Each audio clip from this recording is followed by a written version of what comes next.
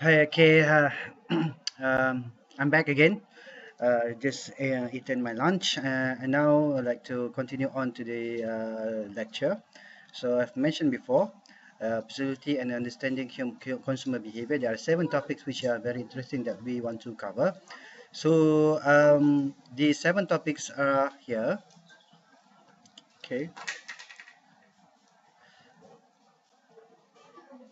we have consumer innovativeness, dogmatism, social character, need for uniqueness, optimum stimulation level, sensation seeking, variety, novelty seeking.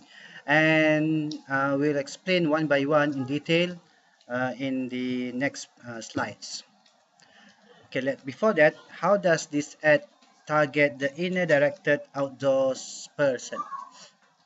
Set a course for a lifetime outward bound wilderness. So basically, it is targeted to a soul person who are actually experiencing the joys and adventure of the wilderness, right? Okay, now consumer innovativeness. Now, actually, consumers who falls under this category are willing to innovate and then further broken down for high-tech products.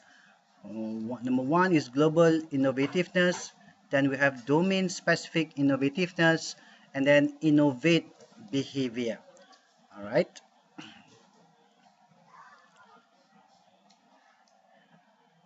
Okay. Let's see what are the consumer innovativeness.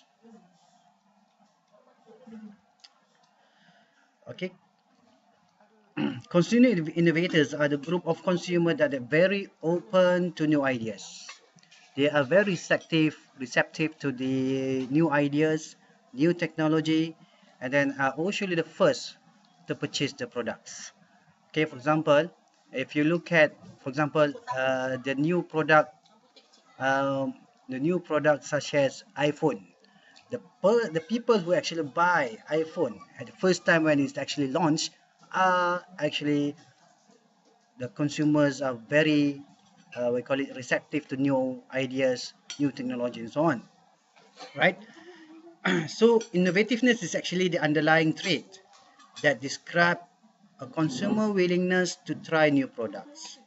Companies have found this new very important when introducing brand extension because it is a key factor in the consumer's likelihood that they want to try this new product.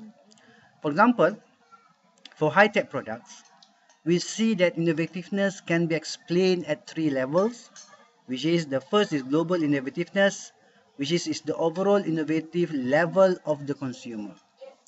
All right.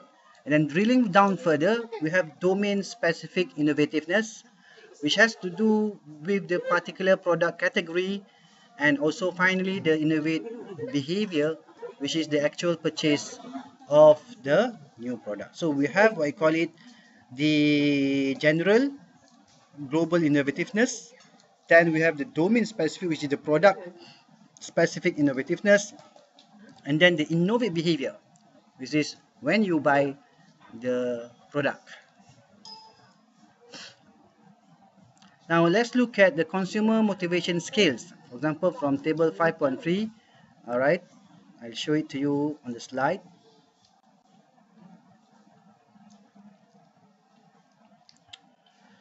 So a general consumer innovativeness scale, okay, it will ask, I would rather stick to a brand I usually buy than try something that I am not very sure of. So you want to see whether the consumers would like to stick to their old brand rather than buying the new product.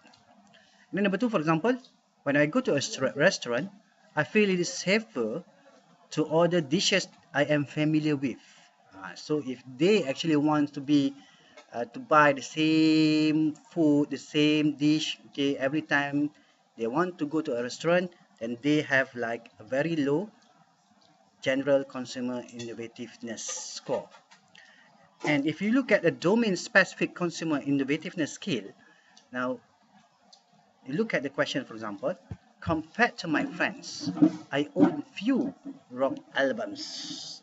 So which means that this guy actually buy rock albums, and which is something to do with the music genre. And number two is, in general, I am the last in my circle of friends to know the title of the latest rock albums. Now, for example, in this case, he's like, if he says yes, then he's not what I call it a domain-specific consumer, innovativeness consumer. All right. So this is example. The one you want to see whether the consumers are general or a domain-specific consumer innovativeness scale. So you ask questions which are general regarding about the new products, and then for the domain specific, you ask a specific you ask question about the specific product or the specific services which is new in the market.